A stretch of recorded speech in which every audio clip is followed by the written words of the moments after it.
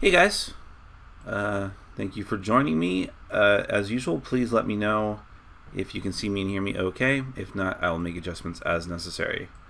In the meantime, I'm going to wait for my feed to catch up.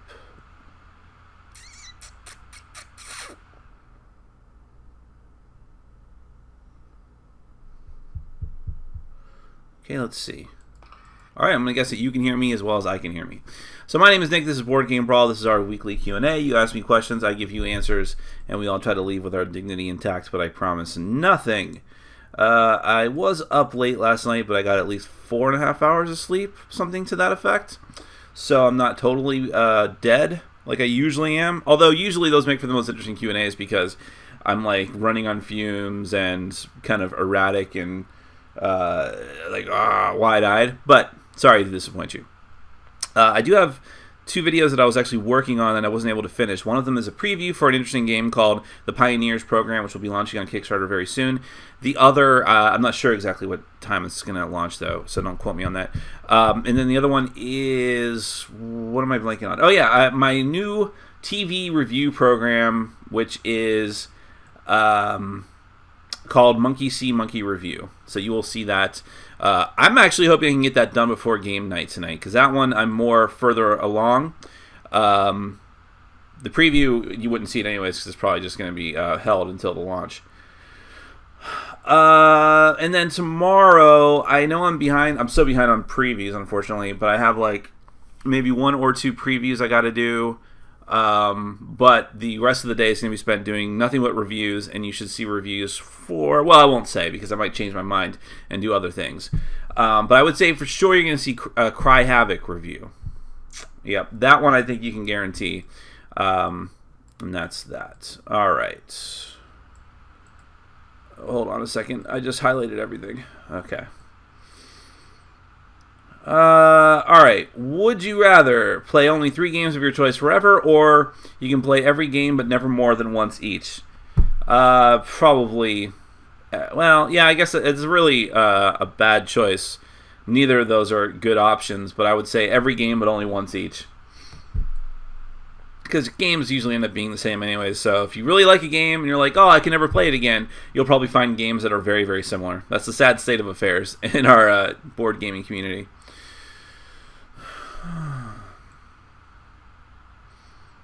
Let's see. Not a lot of questions yet. Dynamite Nurse is coming to Kickstarter, or will do so soon. Yes, I'm going to be doing a review of the original Japanese version with English translations at some point. Just because I've been needing to do it for a while anyways. Normally, that kind of flouts my rule of not doing something that's coming to Kickstarter, but it's a full and complete game. It's been out for a while, so I'm okay doing that. It doesn't mean just because I own it that I like it, by the way. I do keep games from Japan I don't like, but we'll see.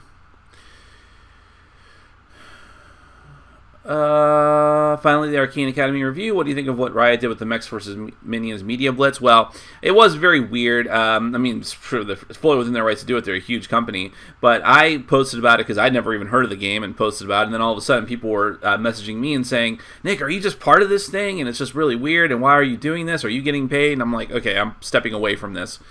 And other people can do whatever they want. But it seems interesting. I don't have anything else to say about it other than that. I'd have to play it to be sure. I'm not into League of Legends at all, but it looks like an interesting enough game.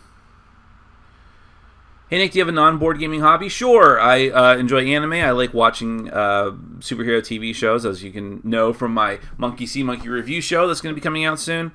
And let's see. What else do I like to do? Reading, but I don't do as much of that as I used to or would like to. As my dog a hobby, because I spend a ton of time with my dog, going to the park and things like that. Hi Nick, I've heard that Heart of Crown Fairy Garden expansion is the replacement for its base game. Is it true? It's not a replacement. I mean, it is some new content. It does have the same princesses, I think, which was a little disappointing. Maybe it adds 1 or 2 new ones.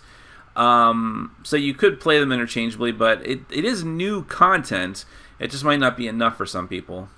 Do you think I should wait for the English version of Fairy Garden's released, or can I just get the base game now and it can be mixed together? I think you can just get it now if you really want it that badly, or you can wait.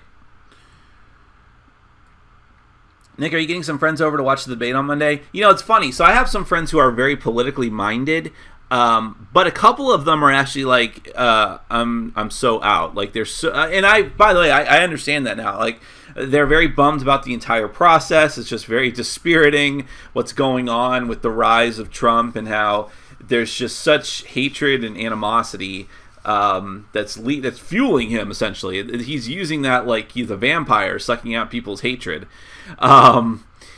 And that has really dispirited some of my friends from even participating in the process or talking about it. And I was actually upset about that. Like, come on, you got to be involved. You can't complain about what the outcome is if you're not involved in doing things. But I'm starting to understand that because it's just been such a depressing state of affairs the last couple of weeks. And that's, I talk about that. I actually briefly mentioned that in my Monkey See, Monkey review video because I'm like, I'm so happy that all these TV shows are coming back to take our minds off of this garbage going on in the world. Doesn't mean you shouldn't be active and be vocal and do what you can to prevent an outcome you don't want, but, it is what it is. And actually, speaking of that, I watched Joss Whedon works together a lot of the people from the Avengers and projects that he's done, and started this little coalition of famous celebrities who are doing like a rock the vote type thing, get people out to vote. And of course, they're fairly transparent in making it known that they want you to vote for Hillary Clinton, and they're voting for Hillary Clinton, but they don't actually say that outright. They just want, and he says, I just want people to go out and vote. Everybody go out and vote. Of course, if everyone goes out and vote, that supports Democrats, but that's just facts and how it is. But he did a Q&A yesterday. That video is mainly forgettable, but the Q&A I watched yesterday for like a half hour, and I have to tell you, I love Joss Whedon, but it made me feel better about my Q&As, because anytime I think I don't do very well, I can just think back to Joss Whedon's. Because, I don't know. I love Joss Whedon. I think he's a great, smart, funny guy.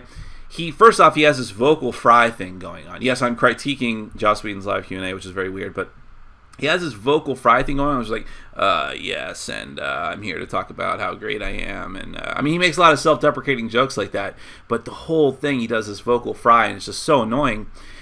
And he was in a room with a bunch of, I guess, techie people helping him out, and they were laughing at all of his jokes. It was very off-putting. But it was like 2 or 3 people.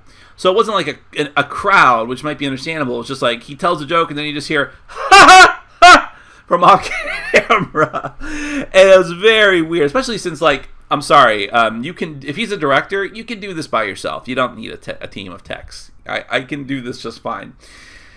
So there's that, but otherwise it was very interesting. The actual content that he was talking about was interesting. I liked the questions that he was taking. Which Smash Up faction you mean, would you like to see in the next expansion? Well, I don't like Smash Up, so if I was saying just purely based on here's what I'd like to see and hope that people get to play, I don't know. Haven't they covered mostly every pop culture geeky trope at this point? They started really going off the rails and doing like Sharknadoes and things like that.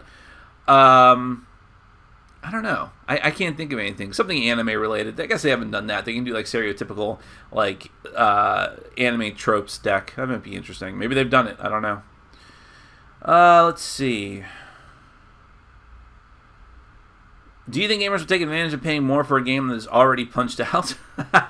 No, I don't think that they would, actually. First off, I know that as much as gamers tend to be a bunch of addicts who will just spend countless amounts of money on games and expansions in general, they're still a little bit thrifty, and if that was a choice, they'd say no. But on top of that, hardcore gamers like punching games out. I don't think that I like punching a game out. I wouldn't pay extra for it, that's for sure, because I'm at least a little bit of a spendthrift. But I wouldn't mind if companies just started doing it for free, because I don't enjoy punching out games necessarily. I'd love to be able to just pop open a game right at game night and start playing right away. But, some people love it. Let's see. Do you find it suspicious that Tom is doing a Q&A today in 30 minutes? Well, I don't know. I have no control over his schedule. I know that he watches all of my Q&As, really, which is really weird. Like, really weird. But I know that because other people have told me, that know him have told me that. And he comments on them constantly in real life, which is so disturbing. I don't know. I promise you I haven't watched the Dice Tower video in, like, a year. I think it's been like a year, even before I left the network. But I don't know. He's obsessed with me. It's very funny. So my point in saying that being that I do it every day at the same time. Occasionally I do it at 1, but it's usually at the same time. So he probably knows and probably decided to do it anyways, which is fine. He can do what he wants. Why don't reviewers specify how many times they have played a game before doing their reviews? Because that is a tremendous pitfall. Here's the thing. I love the board gaming community in general. I love my fans in general, every single one of you. But I know that there are people out there who are extremely... What is the best word? It's not even that I'm trying to find a word not to offend you. I'm just trying to find the right word. For lack of a better word, I'll say nitpicky about the way that reviewers do their craft, especially if you put out a negative review. Now, if you put out a positive review, you can tell someone, and you're fucking glowing about the game, you can come out and say, oh, I only played this half of this game, but I love it! I love it just like you love it! And people will be like, yay! But if you say, man, I played this game 3 times, and I was just not feeling it. They'd be like, only 3 times? You didn't even try this game mode yet. How could you possibly comment on it? So, it's a dangerous trap to fall into. Now, that being said, occasionally I'll do it just because if I feel that it's relevant, especially when it's a negative review. And I think I mentioned when I played Hits the Road that I might have. But I played that game 3 times and still did not, because it's a fairly quick game. Same thing with another negative review I have coming up soon. I played it twice to play it actually in 2 very different ways, or I thought was 2 very different ways, but we'll get into that when I do it. And I was just like, no, you could not force me to play this game again. But that will never be enough for some people. And so I don't blame any reviewer for not talking about how many times they play a game, because you'll never be able to satisfy people. You would have to tell people I've played the game 15 times and still didn't like it for them to be like, well, I guess you just don't like it then.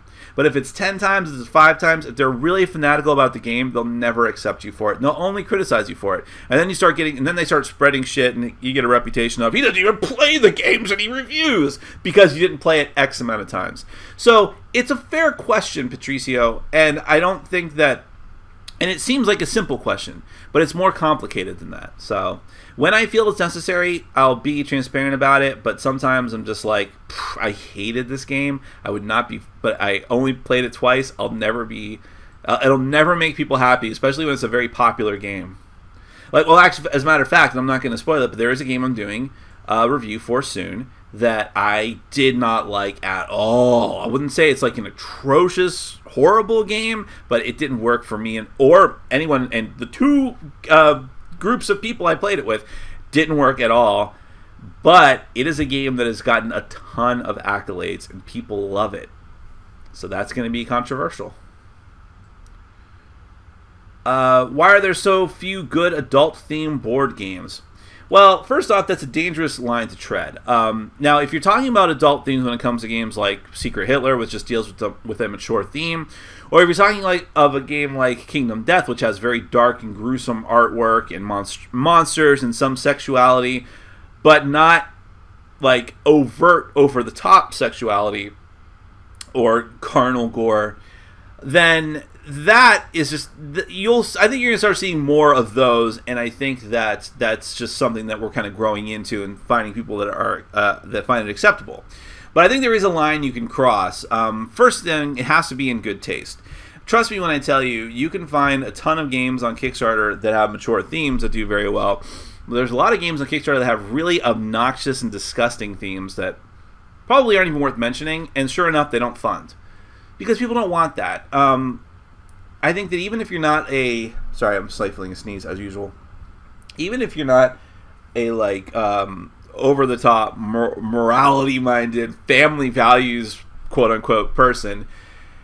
I still think the majority of the board game community is a little bit better. They don't want exploitative stuff. So it's a matter of whether it's exploitative or not. And unfortunately, a lot of adult-themed games fall and cross that line and break that line. And that might be part of the reason why people are hesitant to even make games with mature subject matter.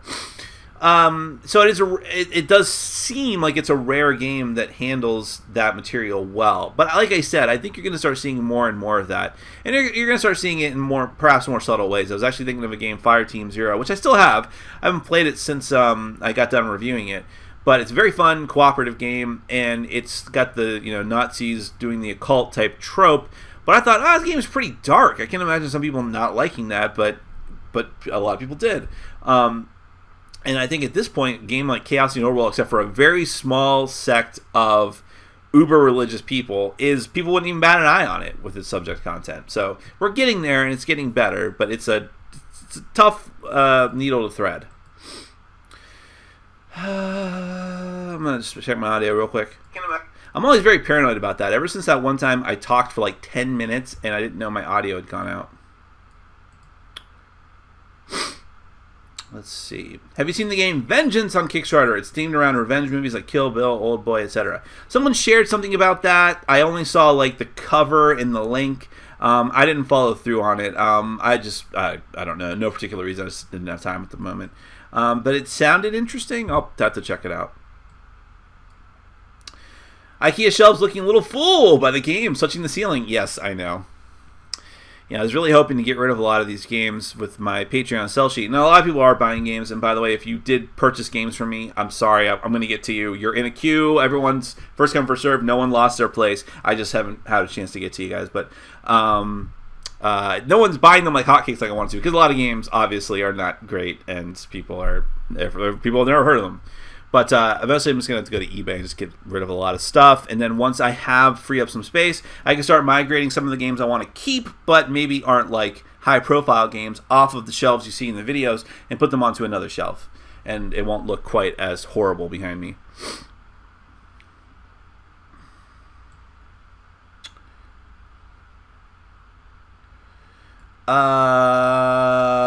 Yes, Charles, I will get to you very soon. Thank you so much. I apologize.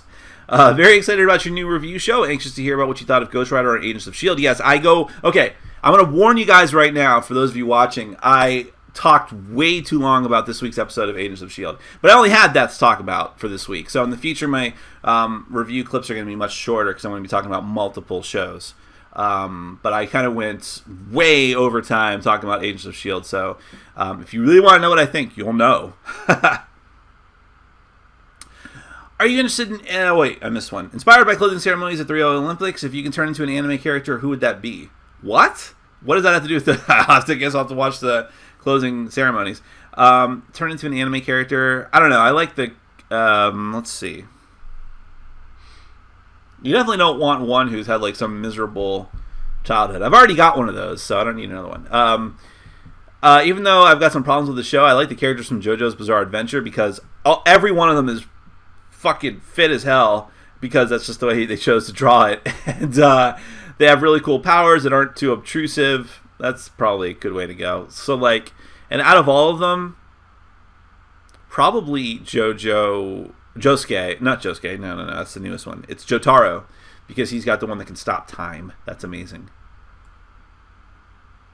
Are you interested in any martial arts? If not doing the martial arts and watching or learning about it, sure. I wish that would be a great way for me to get physically fit. And I wanted to do that when I was younger, but I feel like the time has passed. But you never know. Hold on for 1 second, guys. I have to apologize. I got to do something real quick. Bear with me.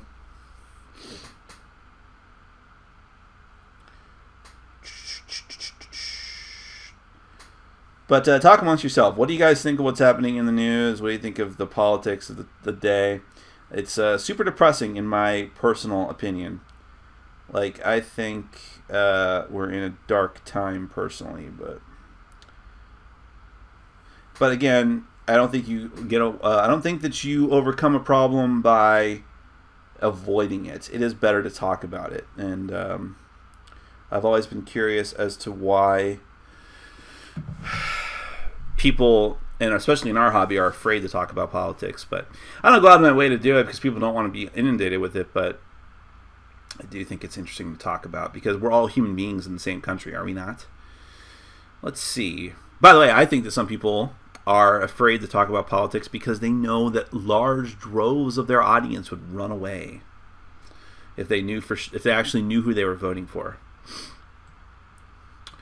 Let's see. Can we get a sneak preview of your Cry Havoc review? No, but it's not going to be too much longer. I'm going to be doing it tomorrow, I think, for sure. I think if anything else, that's going to happen. How is the wrist today? Insert masturbation joke. You didn't even spell masturbate right. So, I mean, I cannot give you that much credit. But, no, it's actually... So I don't have the wrist splint on it, but it still hurts like hell. If I bend it in a certain way, it just hurts. And I'm afraid that it's stuck that way. I've had other aches and pains on my body that just kind of mended wrong, and now I'm just stuck, like my knuckles are just permanently sore. So, I hope it's not permanently that way, but I can't do anything about it. So...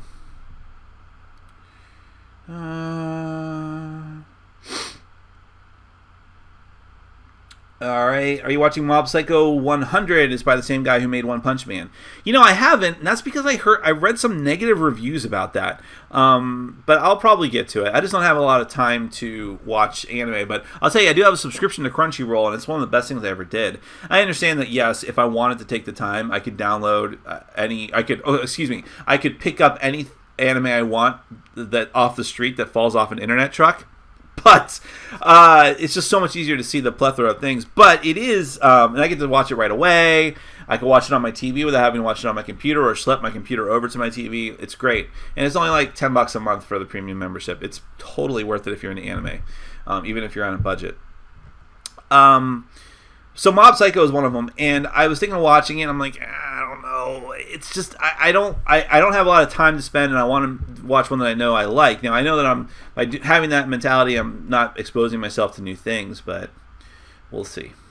I mean, I'll get to it eventually. Are you an only child? Yes!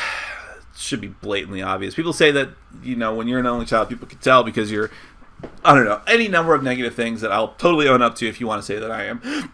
Self-centered, narcissistic. Let's see, what else? Standoffish, elitist, any of those things, fine. Definitely seemed weird. Okay, hold on a second. Is that even a question? Okay, Elizabeth. I'm really not interested in starting too much shit right now. But I'll condense your question down to something a little more appropriate. If a company wanted to pay me in order to do live plays and reviews and more exposure, well, I do paid previews, but honestly, that's kind of where I stop at this point. And I've had several people, in fact, just one this past weekend, say, I want you to do a live play of my game for me. I'll pay you to do it. I just want you and your friends to play it on camera. And I said, I'm not interested in doing that. Because first and foremost, then no matter what I do, I'm going to have to give my honest opinion about the game. And in that particular case, I didn't like it. But even if it was a game that I liked, what if my friends don't like it and then all of a sudden they're trash talking it on camera? Do you think the person that paid me really want that?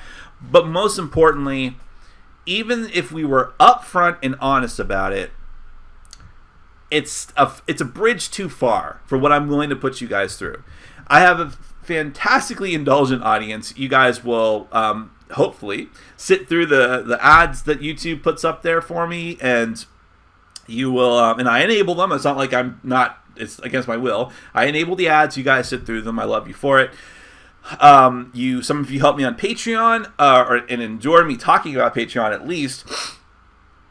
And I do the paid previews, which you can just skip, but they are taking time away from other things that I could be doing. And you indulge me in that. And for the most part, I haven't seen like a single person criticize me for that in a long time. And even then, it was only like a couple of people. So knowing that, I do not want to take advantage of you more than that. It's one of the reasons I've also been hesitant to do a Kickstarter. It's like, how many more ways can I ask you guys for money? And I don't want to do that. And knowing that I have to be upfront and honest about it, and I just by my very nature, I'm not going to do that. So, and plus, live playthroughs are a huge pain in the ass.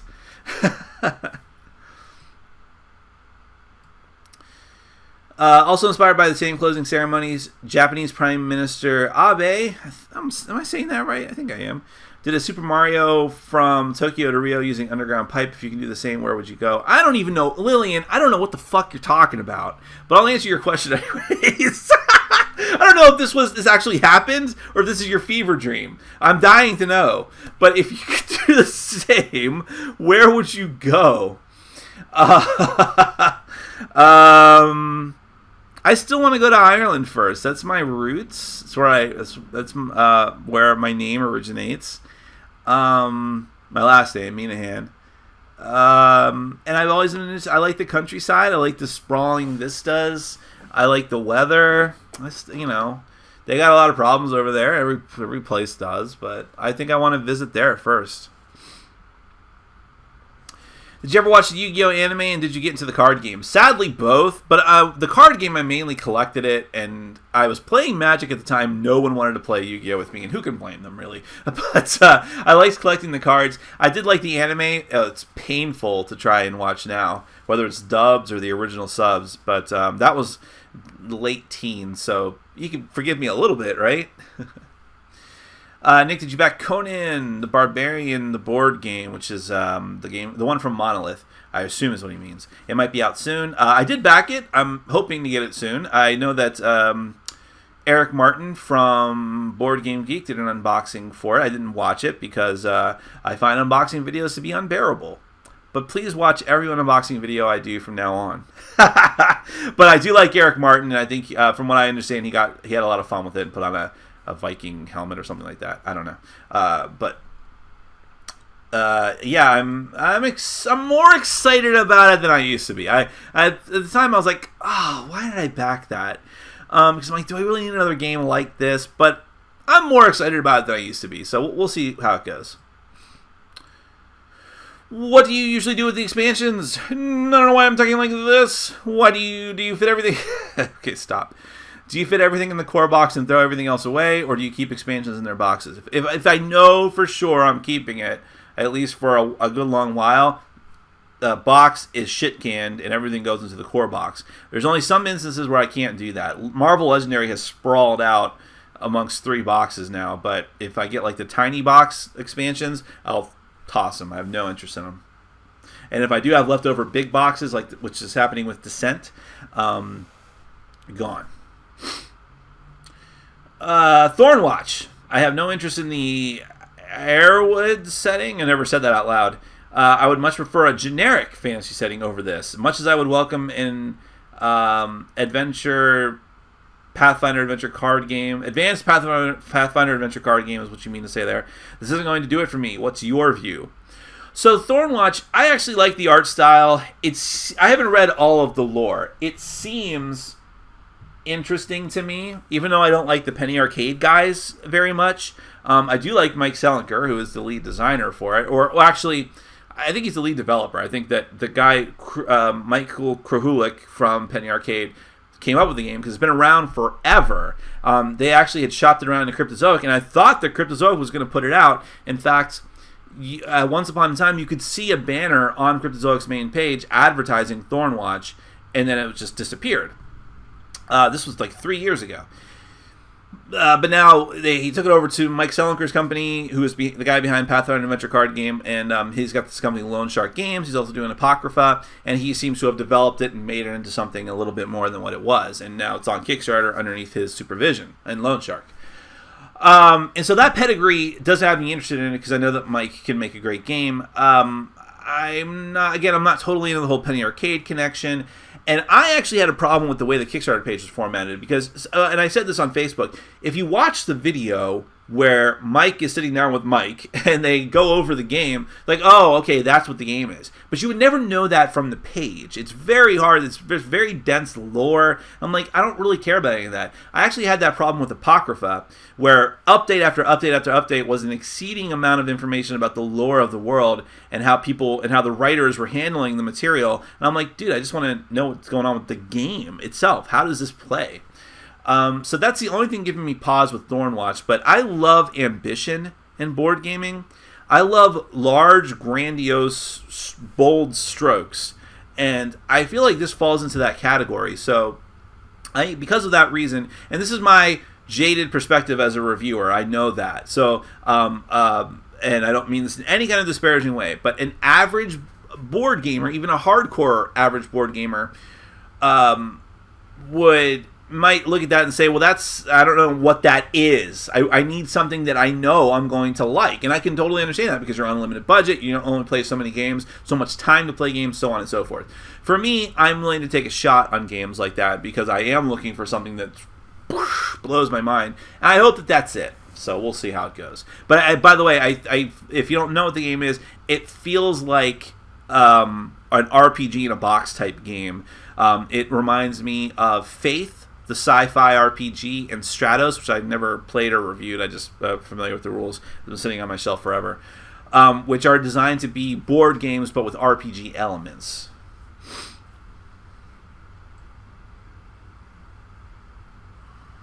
Yeah. I do need. I need to get fanboys laughing in the background at all my crappy jokes. It's now it just feels like when you watch one of those videos online of Big Bang Theory without the laugh track. That's what it sounds like in here to me. Like, that's what she said. Next question. But I get a lot of questions about this Mechs and Minions thing. What are your thoughts on the sales policy of Mechs and Minions? I don't know. I heard it's a good deal, so there's that. These programs that allow board games via internet play actually work? Are they worth trying? I don't know. Someone sent me a code for Tabletopia, and I just haven't gotten around to it. I probably won't get around to it because I don't like to play that way personally. But that's my own personal bias going in.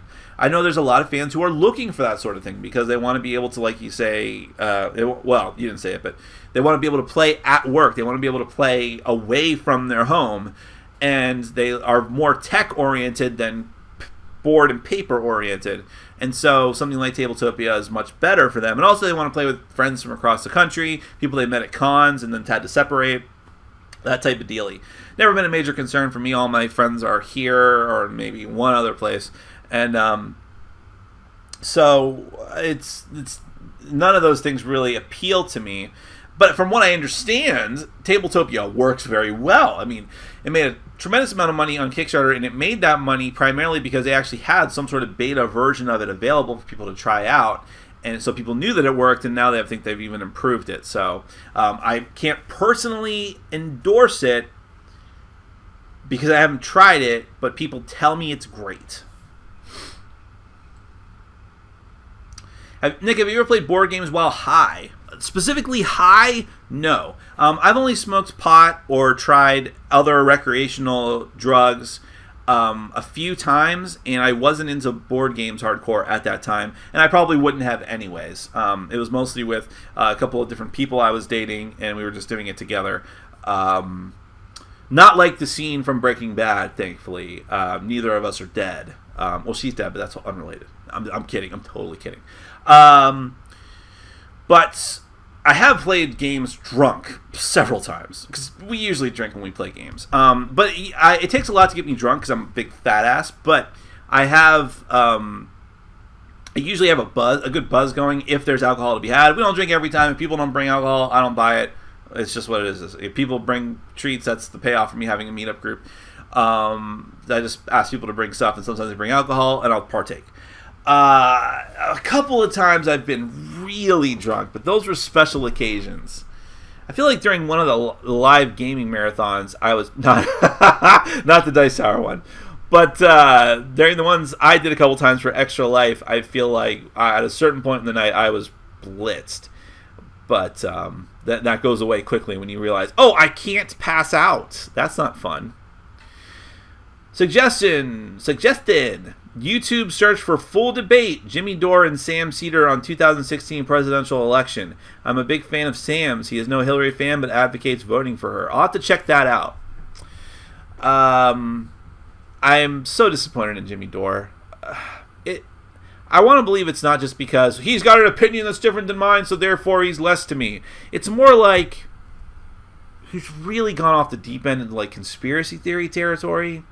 And I love Jimmy, and I feel like if you guys don't know what I'm talking about, he's a contributor to, he's part of the Young Turks network. He's got his own show, but he contributes to the main show a lot. And he's a never Hillary and never Trump. He's voting for Jill Stein, and wants to bring the whole system down. And he buys into every right-wing conspiracy theory about Hillary. Which, look, if you don't like Hillary for like policy reasons, I could argue with you, but I can understand that a little bit more. She is an establishment Democrat, that's for sure. But to say like he's actually advocated, or not advocated, but he's actually floated the theory that right-wing groups have, that she's murdered people, she's had people murdered, that she's got Parkinson's disease, that I mean, and why would that even matter? It's just, he's really gone off the deep end, and I'm just frankly super disappointed in him. What's the most frustrating thing about uploading YouTube videos? Well, actually uploading them isn't a problem. Producing them. The most frustrating thing is doing the overviews, and I've debated about this back and forth. People say, don't do the overviews. People say, I won't watch if you don't do the overviews. But it is the most time-consuming and fraught thing. And if I didn't have to do that, I mean, you'd see so much more content from me, because I love to talk. I could come home and just talk and knock out 5 reviews in a night. I would be able to do so many reviews that I'd run out of content because I'd catch up so quickly. I'd have to pace myself, but the overviews brings everything to a screeching halt, and it's why at this point I can do only like 1 video per weeknight. So it's frustrating.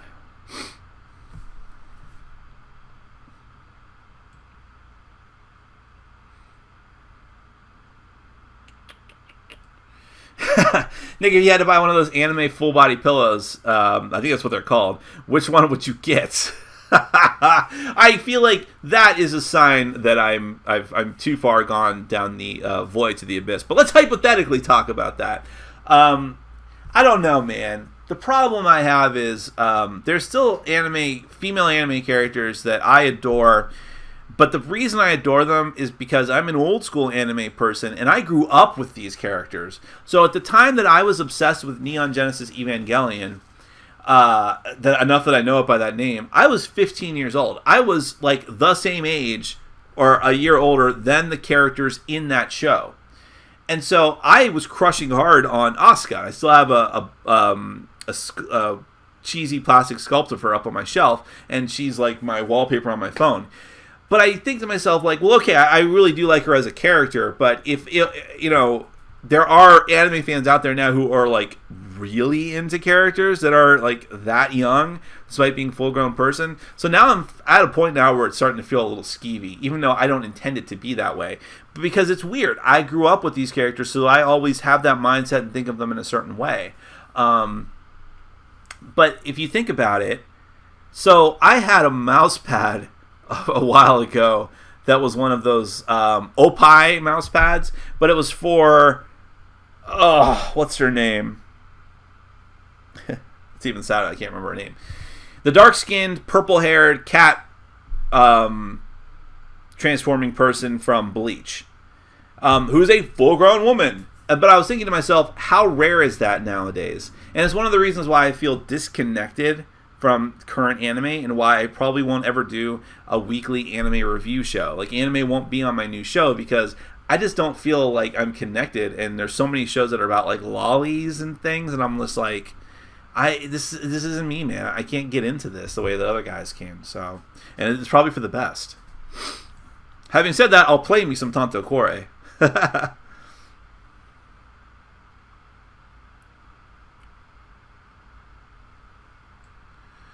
I don't know about that, Charles, but I'll let you have your speculation.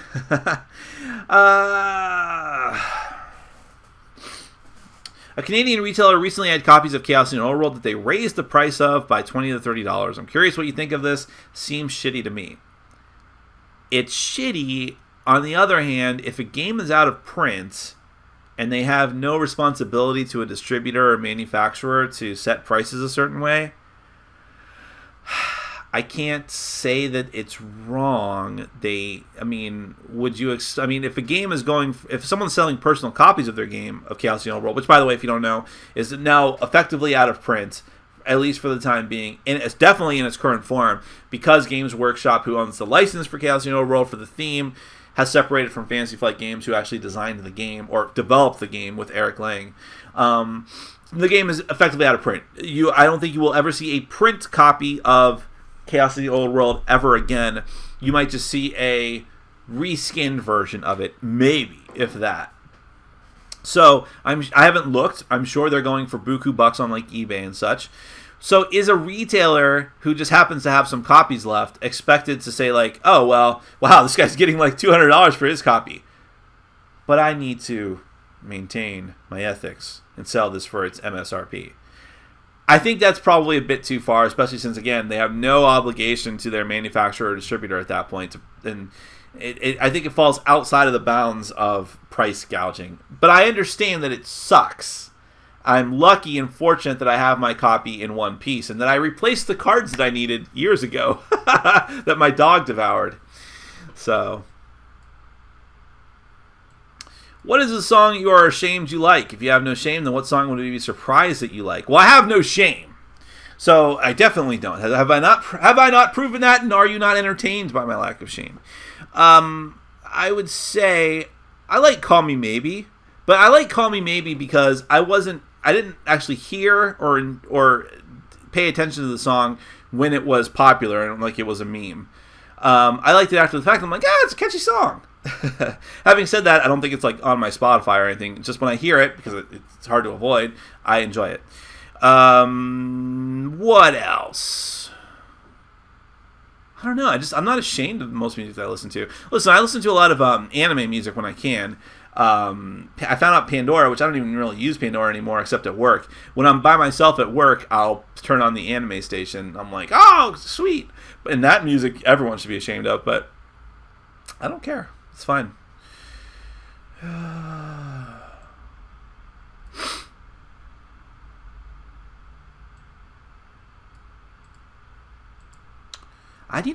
My mouse, I like my new mouse, but it is like highlighting everything if I click the wrong way. It's super annoying. I think it's actually YouTube's problem more than the mouse. Is there any chance that at all you'll review the Final Fantasy CCG coming next month? Sure, I will. But, I don't have high expectations for it. I love Final Fantasy, so I'll probably do it.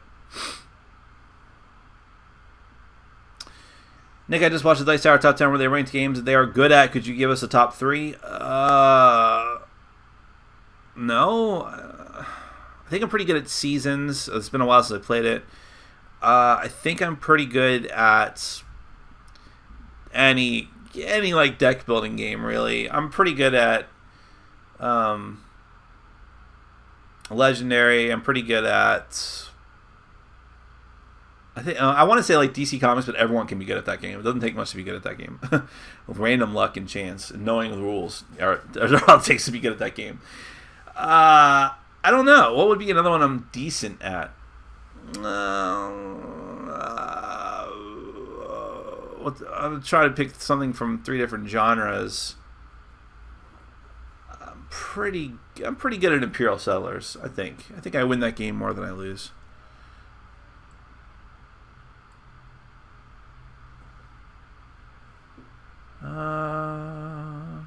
Nick, I don't see the Kingdom Death box on the shelves. What is up with that? Or are you kidding me? It's literally right above my head. It's been in the shot the whole time. It's the giant black gaping maw above Space Hulk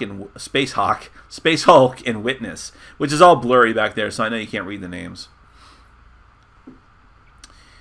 If I paid you $10, would you, for the love, what? Okay, we'll get back to that, apparently. Did you watch the pilot for Designated Candidate? No, I've never even heard of that. Is that an anime? It sounds like an anime. By the way, I'm thinking of starting... So I'm not going to do an anime review show like I'm doing for this other thing, but I was thinking of doing an anime where I talk about like forgotten anime that I liked because I am an old school anime person. It would definitely be not that long a show. I mean, it wouldn't last very long, but yeah, I think anime that time forgot might be an interesting show to do. If I paid you $10, would you, for the love of God, make those pictures on the wall, even when they're what? Okay, no one else understands what you're saying either. Nick, do you still get TV shows that fall off the internet truck? Yes. I have no cable, so it's the best way for me. I'm not a big fan of either candidate, but I'm pretty sure Hillary will crush it in the debates. What are your thoughts? I think that the problem is the expectations for her to do that are high. And again, at this point, it's pretty clear that the people who love Trump, who are frightening or just repugnant, deplorable, I've heard someone use that word before, and the people who are just hate Hillary, just hate, pure hate, and those groups do overlap. Nothing is going to change their mind at this point. For the few independents who haven't made up their mind, honestly, the bar is much higher for Hillary. It's like Trump just has to come out and not take a dump on the stage, and that would be enough for people to say, "Oh, I did a great job. Good job, buddy. Good hustle out there." And but Hillary needs to. I mean, this is all the double standards and bullshit from her being a woman, from her being in the public eye for 30 years. She has to not have any kind of coughing or anything. If she so much as has to clear her throat, people are gonna be like, "Oh, look, she couldn't even go an hour without clearing her throat." She can't smile too much if she does, or if she doesn't smile, so she has to smile a little bit. It's just such bullshit, and she can't look too angry. She can't be too loud. She can't be not loud enough. She has to be forceful, but not too forceful. We don't want our women to be too strong. This is the kind of bullshit that she has to put up with, and so that's why I'm saying it doesn't. It's very frustrating to me. It's one of the reasons I'm so despondent. Because it doesn't matter. It doesn't matter if she comes out and talks about policy and does it great and just fucking buries him because he has no plan or no actual rational thoughts. It doesn't matter because the court of public opinion, the majority, or not, hopefully not the majority, but a large percentage of them have said, no, we just don't like her. It doesn't matter what she does. So, it's frustrating.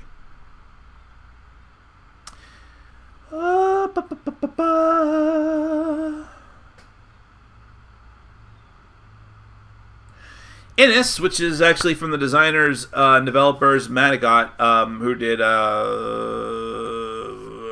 Kemet. I'm just blanking on the name for a second. It's a game. Innis is a game from them with a Celtic theme. How many more mythologies do we have to work with? I'd really like to see a South American one. That might be interesting. There has been some South American games like Zolkin, but I guess there hasn't been too many. There's the Aztecs expansion coming out for Imperial Settlers. I'm quite excited for that. Yeah, there's not a ton. More Asian mythology, and I don't mean like anime over the top, but more of like really getting into the weeds of Japanese folklore, done in a very tasteful way. It might be very interesting. There is old school European folklore. That lends itself to a very dark game, though. African folklore probably hasn't been explored too much. Yeah, you got some ways to go there.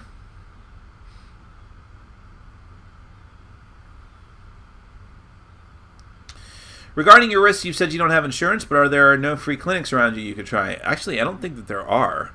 Maybe you could get it looked at on a base level at least. Yeah, there really isn't. There's like these in-out doctor places that charge you an arm and a leg to get something looked at. BGGers have a lot of animosity towards board game reviewers. What are your thoughts? I have a lot of thoughts on this. Leave myself out of it. People on Board Game Geek are going to hate me no matter what, regardless of whatever status I have amongst reviewers. But to your point, they have a lot of animosity towards a lot of other reviewers too. And there's a couple of different reasons for that. One, first and foremost, Board Game Geek, I love it. Fantastic site. Love the staff. Love a lot of people who use the site. But it is a den of elitists of the highest regard. They think they are the best. They are the hardcore. They don't like casuals, no matter what they say. And they don't like it when people take a look at a game and give an opinion about a game without going into excruciating minutia. This goes back to what I was saying earlier about why don't you say how many times you've played? That you hear that a ton on Board Game Geek if you give a negative review. Excuse me, I would like to know how many times you've played this game, sir. Because it's always sir. There's very few women, unfortunately, which is that's a whole other topic. But there's that. But you will notice that there are some reviewers the Board Game Geek crowd loves, absolutely loves. Rado, Joel Edie from Drive Thru Review, and who else is like reliably someone that they love? It's not that people don't there's obviously the Dice Tower has a huge community there, but there's a ton of people on Board Game Geek who hate Vassal and the Dice Tower crew, who definitely hate me, but like I said, that's a foregone conclusion. And just some of the other like sort of lesser known reviewers. And a lot of it has to come down to you're not reviewing the things that we want to talk about. There's a huge hardcore Eurogamer faction on Board Game Geek, and Joel and Rado take a look at a lot of those games and love and enjoy a lot of those games, and war games too. As far as Joel goes, he loves to play war games too. So they're like they play those games, they love those games. They only do positive reviews as well, so they are in safety territory. And your opinion on that, whatever your opinion is, but that is why Board Game Geek embraces them. They have huge, thriving communities there. Much more so. Take a look at, and I think Vassal even acknowledged this a long time ago when I was talking to him. Take a look at the thumbs and the comments that say a Rado video gets compared to your average Dice Tower video for anything other than like a huge hot game. It's night and day on Board Game Geek. Whereas if you go to Vassal's YouTube channel, it blows away everyone else in terms of views, because Board Game Geek, and he'll say this too, is not the primary source and feed for his views and his content. It's definitely not mine either, or most other people's, but it is for certain reviewers, because they gravitate towards a certain type of person, and everyone else is persona non grata except for the small segments of the community that happen to inhabit Board Game Geek. So it's a den of elitists. What can I tell you? Everyone splits into cliques. For my part, I've never bothered much with Board Game Geek as far as like building up my channel. I post my videos there. I will look there for actual information that I need, and database pictures and things like that. I ignore my guild. I have no interest in it. It's there. If people want to comment, go for it. I will respond, but I have no interest in it. Oh, wow. Almost out of time. This was the Tokyo promo video for the 2020 Tokyo Olympics. It was a stage production number where he claimed he could not make the closing ceremonies in time, so he transformed himself to Super Mario. Really? That's crazy. I never even saw that. I didn't watch the Olympics, but I thought I would have at least seen a video of that. Interesting. What theme would you love to see implemented into a board game, and also what IP would you like to see in board game form? I have done lists for this. I did top 10 that nobody watched. Top 10 top 10. I had a really stupid title for it, but it was like top 10 IPs I'd like to see as board games, and I did it in reverse as well. Top 10 board games I'd like to see made into movies. So that'll probably be most of the answer.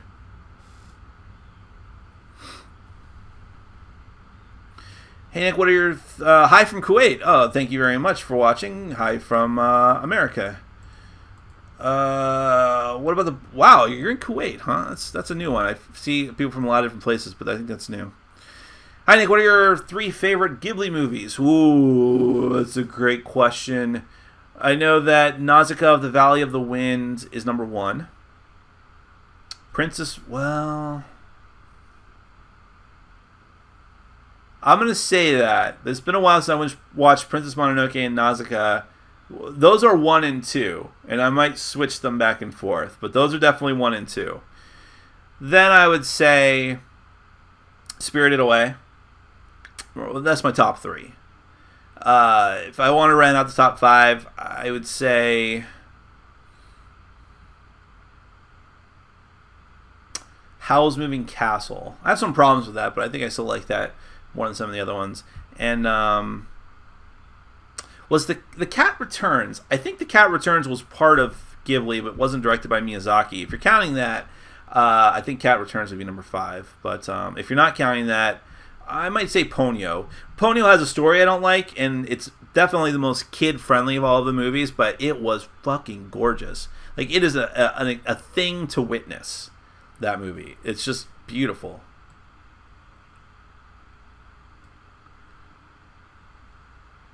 What about the board game scene right now makes you think that it's heading for mediocrity? I think because I'm seeing the same games over and over again. I think because you're seeing designers who are being treated like rock stars thanks to Kickstarter. Rock stars who are just designing, seeing the same game, seeing games coming from them from like every publisher, because publishers are clamoring for designers who are known, but all the games they're putting out are mediocre. I just saw what's his name, that idiot who picked a fight with me because I got one rule wrong in the explanation for the review of this crappy game, and even though I told him, yeah, but we actually did it right, I just got it wrong in the overview. He's like, "Argh!" And what's his name? Burke. That's right, Robert Burke. Like I just got a press release for one of his games on Kickstarter, and I'm like, man, this guy can't. I mean, they just keep throwing work in him, even though every game he's done in the past has landed with a thud. Like they don't sell well, they don't do well. They're always in discount bin. They can't give them away at cool stuff. But and that's part of the problem too. So he's not the only one. There's a lot of people like that, where you just see these games over and over again. They don't do anything. No one talks about them. They're not beloved games. They don't make anyone's top 10 list or anything like that. But they just keep pushing out these mediocre games, and because they have nice artwork and a good theme. And I think that that's going to be a problem, if it's not already a problem, moving forward.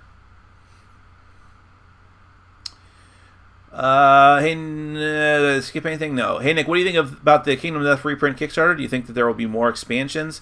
There definitely will be. He's going to add some extra stuff in there to keep the people who have already pledged the game enticed.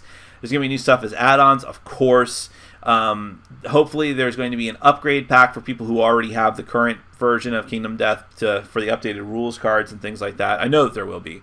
Assuming I don't know what my budget's going to be like at the time, I might just buy a brand new copy, which is just my privilege. But talking right there, but I just want another copy of the game. Just because I know the board's going to wear out. My cards are already messed up, that kind of stuff. And yeah, there'll be a lot of new stuff. They've already kind of hinted at some of the things that will be in there, like the Griffin and some of the the Storm Knight, that kind of stuff.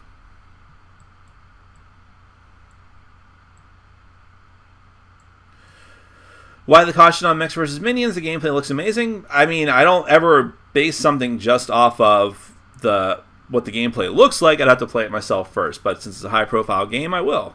But I don't know. I've seen a lot of games like that, and some of them have been good, some of them have not been good. Did you play in Level 7 Omega Protocol? Yes, I've reviewed it, and I enjoy it, and I reviewed its expansion. I think I heard they were coming up with an expansion. Any interest? There already is an expansion. Maybe there's another one? I don't know. But the one that did it was Extreme Prejudice. Level 7 Omega Protocol Extreme Prejudice came out either beginning of this year or late last year, and I reviewed that as well, and it was good.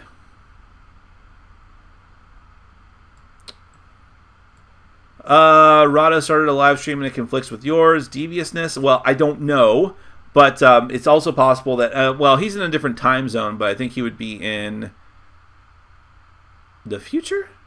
I can't remember what Malta is. I think it's 12 hours behind us, something like that. But in any case, whether it's Friday or Saturday night, it's a good time to do a Q&A. So I can't blame people for doing it. That's why I do it now, because it's the best free time I have and people are more likely to watch. So you can't hold people too much to fault for that. Nick, can you not do overviews? Can you not do overviews for smaller, lighter games? I've thought about that. The problem is people still need to know how the game works. So then I end up having to do a different type of work where I have to try and explain the game as cogently as I can, just verbally, and flash images of the game. So I'm still doing a pain in the ass amount of work. Well, maybe it's better though. Maybe I'll experiment. We'll see.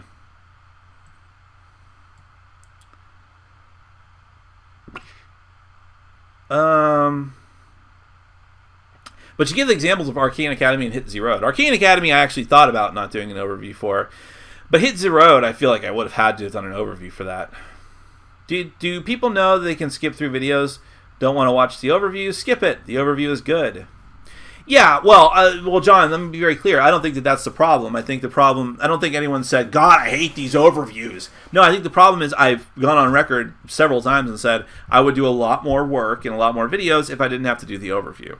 So that's why people were saying, well, we'd rather just see more and more of your thoughts. Can you just skip the overview? Where other people have said, no, don't skip the overview. So Quarantine says, Nick, I'm a small-time reviewer that you inspired. Thank you. I also feel your pain about the overviews. I've debated on dropping it. It's a tough one.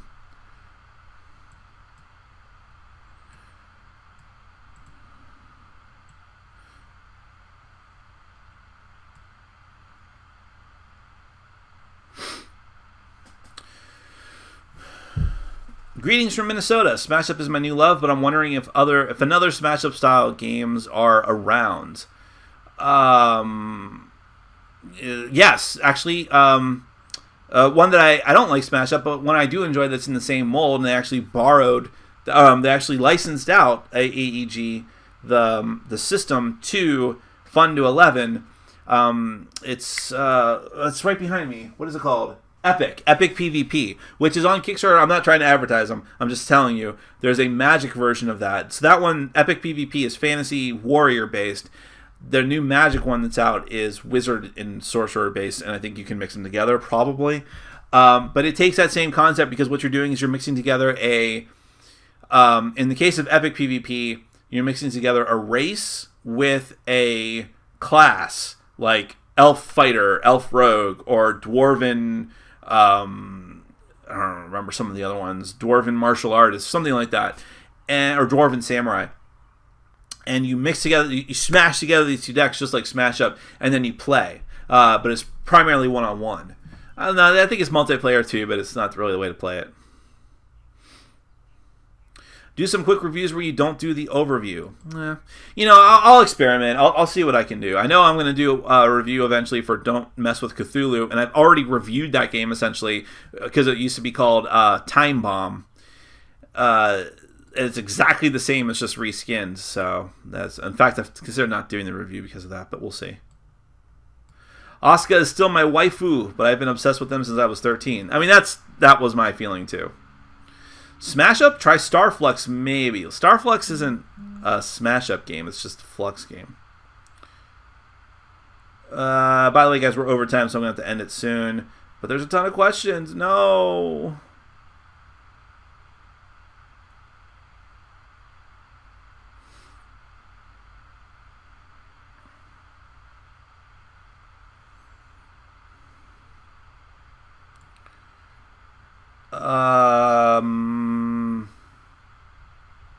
Sorry, I lost my place and probably we have to end it anyways. I'm just looking for a last good question to end on.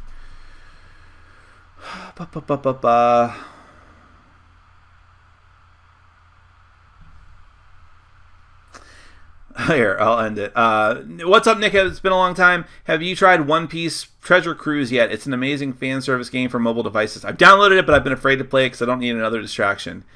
Alright, guys, I'm going to go ahead and end it there. If you have questions I didn't get to, please save them and ask them next time. I'm very sorry. I can't go over time today by too much. But I love all of you. Thank you so much. I enjoy my Q&As greatly. Best part of my week, and I can't wait to see you next week at the same time, same place, same bat channel. Look forward to an interesting new video coming out hopefully later today or late tonight, either way, and a really cool preview for a game that you'll have to decide for yourself if it's any good, and several reviews you'll see over the next couple of days. I do want to try to make up as much ground as I can. So thank you very much. Everyone have a fantastic weekend and watch the debates. Take care.